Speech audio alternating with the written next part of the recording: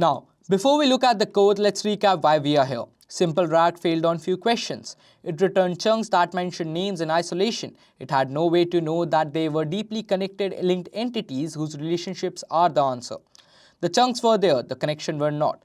That's the gap GraphRag fills. The GraphRag pipeline shares the same base as simple RAG. Same SRT parser, same cleaner, same sliding window chunker, same ChromaDB vector store, same BM25 index, same cross-encoder re-ranker, same RRF fusion. All of that is identical. What GraphRag adds sits on the top of the foundation.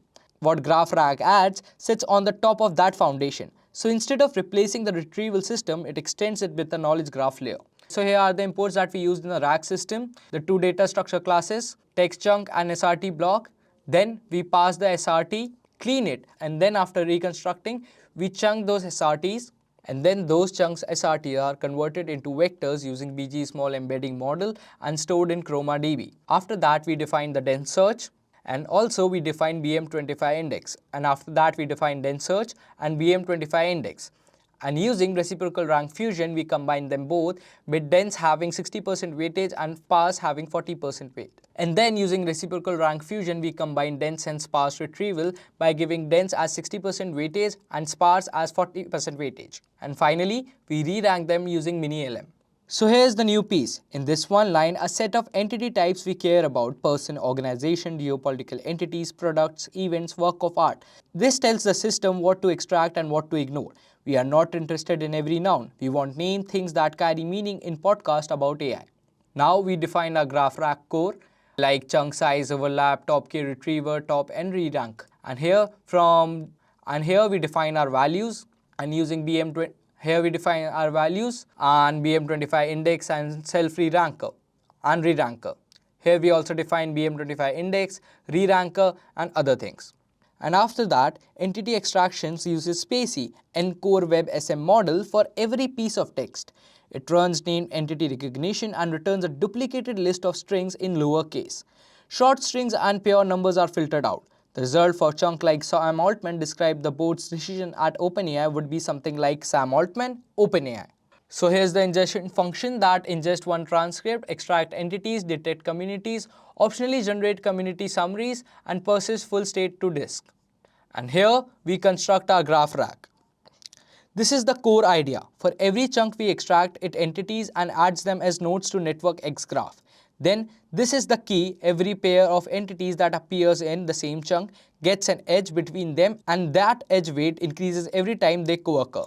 So if Sam Altman and OpenAI appear together in 40 chunks, their edge weight is 40. If Elon Musk and OpenAI appear together in 15 chunks, their edge weight is 15. The graph is literally encoding who and what appear in the same context across entire transcript. So a quick note on why NetworkX and not Neo4j. Neo4j is a production graph database. It persists queryable with cipher and built for graph with millions of nodes that need to survive, restart and be shared across services.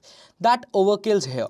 Our graph is built fresh from a single transcript at startup, lives entirely in memory and only needs to answer one kind of question: give me the strongest neighbors for these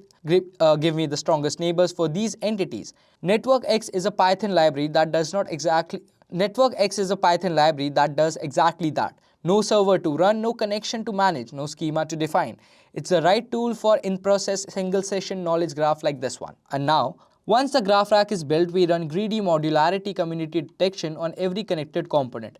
This algorithm groups entities that are more densely connected to each other than to the rest of the graph. The result is cluster. One cluster might be Sam Altman, OpenAI, board, safety. Another might be NVIDIA, Jensen, GPU, Blackwell, rack. Each cluster represents a current topic or theme in the conversation. Singletons, entities with no connection, each form their own community.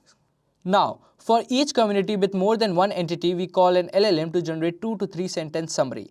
We feed it to top entities in the cluster and a sample of actual transcript chunk those entities came from. The LLM synthesizes into a human-readable description of what the cluster represents, not just a list of names, but what they mean together in context. These summaries are then embedded and cached for fast retrieval. Now we have 3 query methods. Local mode is graph augmented retrieval.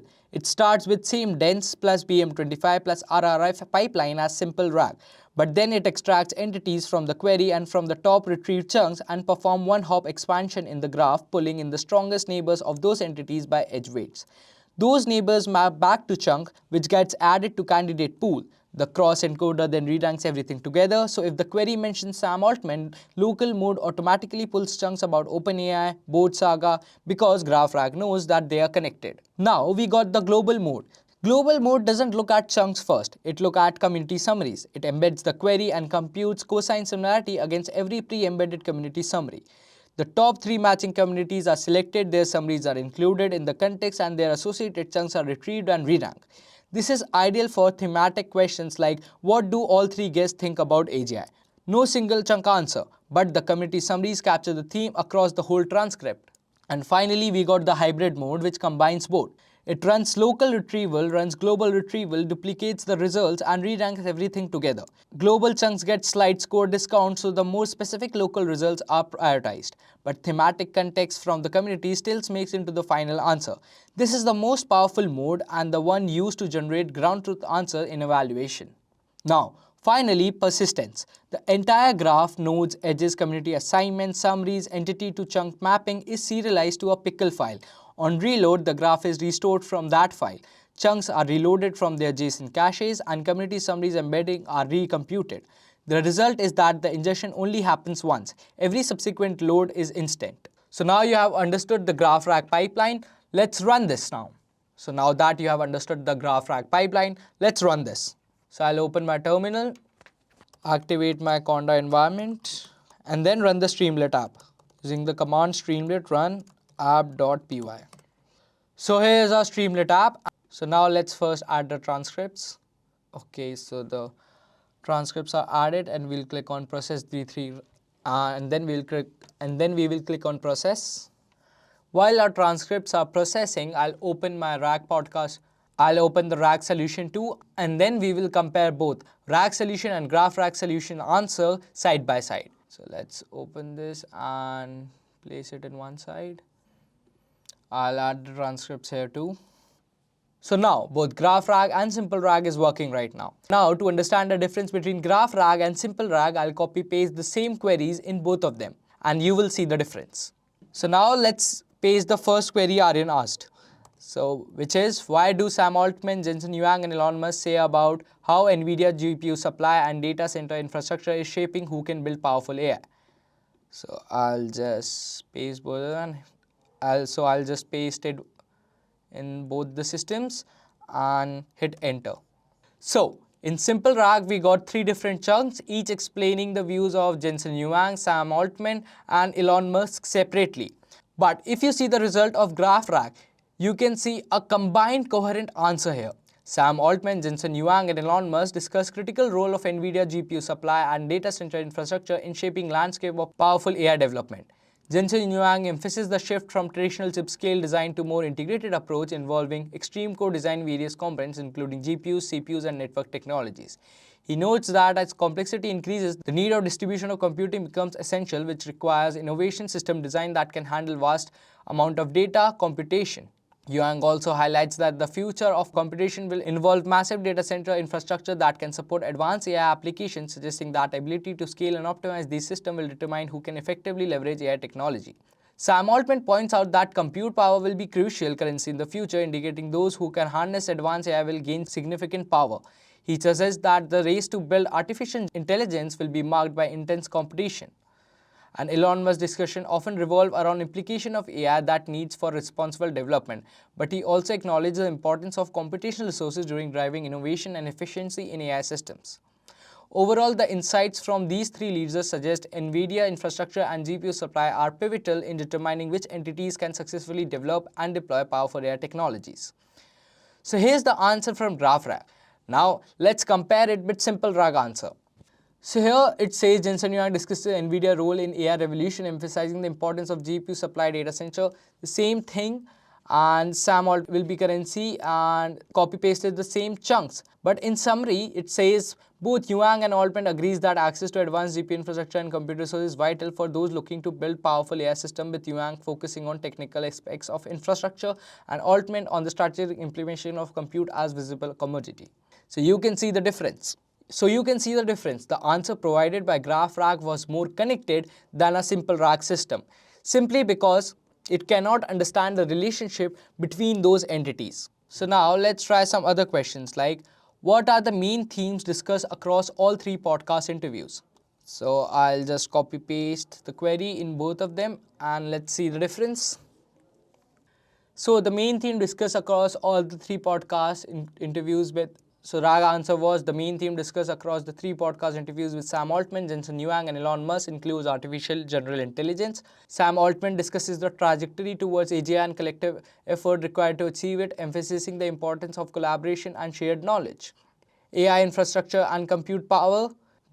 Jensen Huang highlights the significance of NVIDIA's GPU supply and data center infrastructure in shaping who can build powerful AI.